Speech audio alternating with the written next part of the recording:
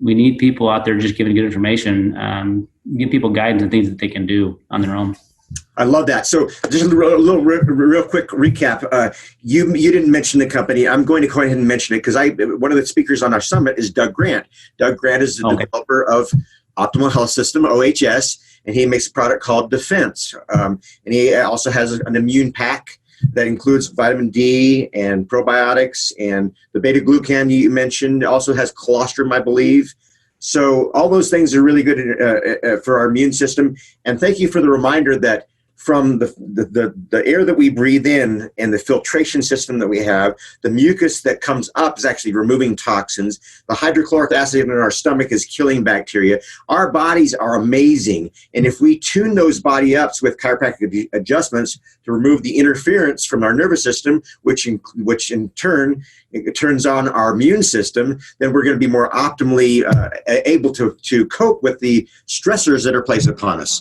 So thank you again. You're going out with your family and you're going to be in the fresh air, which is one of the best things you can do, because indoor air quality is far worse than outdoor air quality. So get some fresh air. What about the emotional component? And let's talk about your 6 steps to wellness too, and how that plays into everything that we're talking about.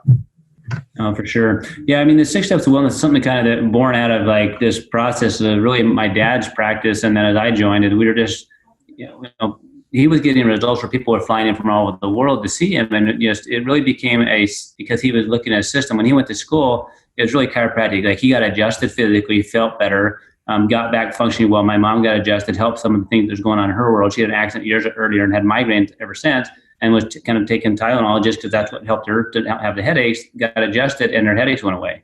And so they went to school thinking, hey, we're just going to adjust people physically and then get better. And some did.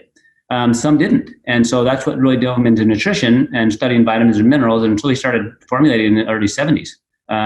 Studying nutrition in the early 70s, started formulating and then teaching and lecturing. And then he had patients that, he wasn't getting better. And he started studying the emotional component. Then just from that and a couple other steps. So the 6 steps, really look at the structural part of the body, nutritional part, which is all biochemical, looking at the emotional component, then looking at allergies and sensitivities, toxins, and electromagnetic stress, which there's a bunch of that going on right now with the 5G being added, right? So the way we look at things is we want to look at the whole person. And the simple answer is we're saying, like, where is your body right now? Like, we all know what a budget is, right? So the budget is, how much money you're making, how much money you're spending. So if you're making more money than you're spending, then you feel it's comfortable, like your body's in a healing state. Most of what we do in medicine is suppression of symptoms. Okay, suppression of symptoms. So I don't want to suppress, I want to heal, right? So if you can decrease the stressors, improve the diet, right? If you can take and add the right nutrition in, and the body functions better. If I can reduce the tension physically, right? And then I can go ahead and say, look, now I can add supplementation in. I can increase my exercises.